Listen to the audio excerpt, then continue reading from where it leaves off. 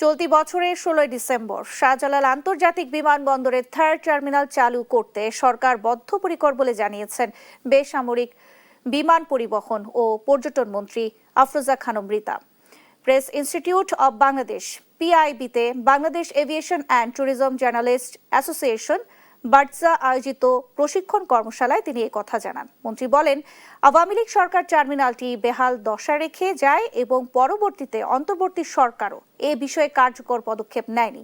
তিনি আরও জানান, দরিদ্র মেধাবী শিক্ষার্থীদের পাইলট হিসেবে গড়ে তুলতে নতুন ফ্লাইং একাডেমি চালুর পরিকল্পনা নিয়ে কাজ করছে সরকার।